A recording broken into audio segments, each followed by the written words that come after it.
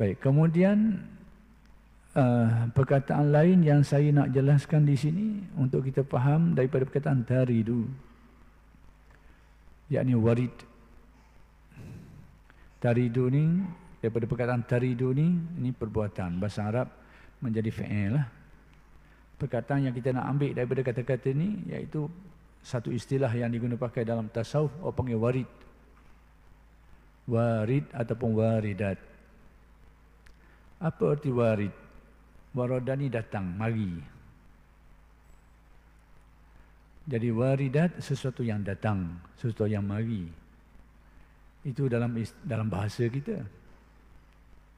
Dari segi istilahnya, wari ini yakni kurniaan Allah Ta'ala, hidayat Allah Ta'ala yang didatangkan kepada seseorang itu, yang akan menyinari kalbunya, yang akan membuka hijab-hijab rohani dia tu, hijab-hijab hati dia. Itu panggil warid. Kurniaan Allah, lempah kurnia Allah kepada seseorang, yang mendatangi seseorang yang akan membuka hijab-hijab dirinya tu, sehingga apa yang tidak dapat dipahami, dipahami. Apa yang tidak dapat diketahui, diketahui. Apa yang tidak dapat dicapai, dicapai. Itu warid, lempah kurnia Allah Subhanahu wa ta'ala. Jadi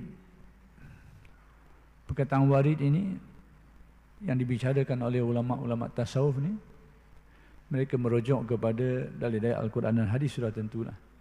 Antaranya, antara dalil-dalil yang menjadi rujukan kepada ahli tasawuf ni dalam membicarakan masalah warid ini, iaitu firman Allah yang biasa kita dengar lah, biasa kita sebut, walladzina jahadu fina lanahdiyannahum subulana. Dan orang-orang yang bermujahadah, bersungguh-sungguh dalam menempuh perjalanan kami ni, menempuh jalan Allah Subhanahu wa ta'ala ni, kami, yakni Allah akan hidayatkan, kami akan kurniakan, hidayatkan kepada mereka ini jalan-jalan kepada makrifat dan mendekatkan diri kepada kami, kepada Allah. Artinya orang-orang yang beramal soleh, bermujahadah dan sebagainya, maka dengan usahanya itu, bila sampai takdir Allah Ta'ala tu, Allah Ta'ala akan kurniakan, lanahdiyannahum, kami akan kurniakan kepada mereka, kami akan berikan kepada mereka itu, akan hidayatkan kepada mereka itu ke arah lanahdiyannahum subulana, jalan-jalan yang boleh membawa kepada kami, yakni kepada Allah. Jalan apa? Jalan makrifat Allah, mahabbah Allah, redha Allah, dan macam-macam lagi lah, cabang-cabang. Jadi kurniaan Allah itu dipanggil warid. Kalau kita nak tengok dalam hadis, antara hadis yang biasa digunakan pakai, dirujuk oleh ulama tasawuf dalam menjelaskan tentang warid ini, iaitu hadis, banyaklah hadis-hadis lain, tapi antaranya yang ini juga yang disebut oleh Al-Ghazali di dalam karya-karya beliau tu, inna lillahi fi ayyami dahrikum lanafahat ala fata'arradu laha.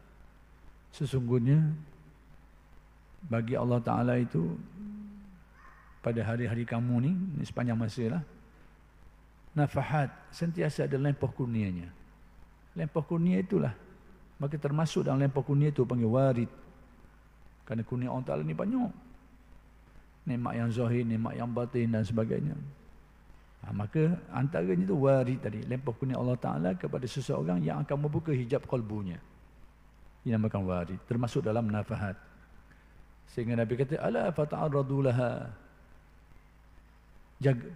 tunggulah, yakni bersedialah untuk menerima warid itu, yakni carilah jalan yang menyebabkan kita boleh menerima lempah kurnia Allah Ta'ala tadi itu. Kerana sentiasa ada lempah kurnia, tinggal lagi kadang kita yang terhalang daripada menerimanya. Kurnia sentiasa ada, tapi kita tak dapat kerana kita tidak mempunyai persediaan untuk menerima lempah kurnia Allah. Maka Nabi berpesan, ala fata'arradu laha, maka bersedialah, berusahalah dan bersedia untuk menerima lempah kurnia Allah Subhanahu wa ta'ala itu. Ini semua ini merupakan warid yang dibicarakan di dalam dibicarakan dalam ilmu tasawuf oleh ulama-ulama tasawuf. Jadi warid ini lempah kurnia Allah hasil daripada ibadah-ibadah yang dia buat. Wirid-wirid, ibadah-ibadah yang diamalkan secara istiqamah, secara bersungguh-sungguh maka ibadah itu dari satu segi dipanggil wirid. Wirid ni ibadah kita banyak.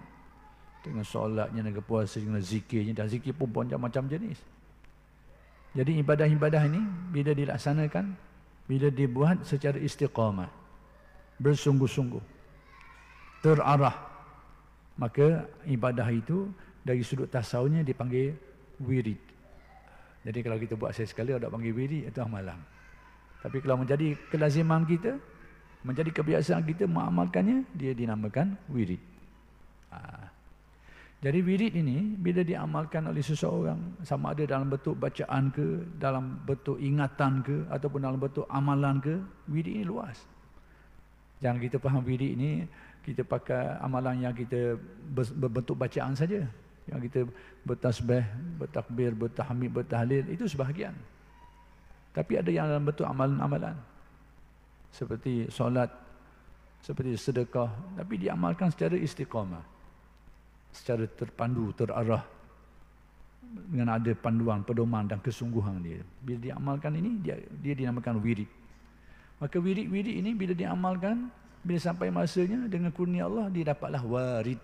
Jadi warid ini hasil lempah kurnia Allah kepada seseorang, hasil daripada amalan soleh yang dia buat secara istiqamah. Maka dinamakan warid. Jadi dalam kalam hikmat ini, Syekh Ibn Atta menggunakan perkataan taridu ini merujuk kepada istilah warid. Apabila hakikat, sesuatu hakikat itu dilempah kurniakan kepada seseorang. Maksudnya hakikat ni suatu hal yang bersifat terselindung daripada manusia. Hidayat Allah Ta'ala, pandangan zahir kita tak nampak, tapi Allah Ta'ala buka benda ni, kurnia benda ni kepada sesiapa yang dikehendaki. Maka bila Allah Ta'ala hidayatkan kepada seseorang sehingga terbuka rahsia hakikat, itu termasuk dalam apa yang dinamakan sebagai warid. Allah Ta'ala kurniakan kepada dia sehingga dia dapat memahami hakikat-hakikat yang mendalam. Sehingga apa yang orang lain tak nampak, orang lain tak mencapainya, dia dapat nampak benda tu, dia dapat capai benda tu. Itu warid.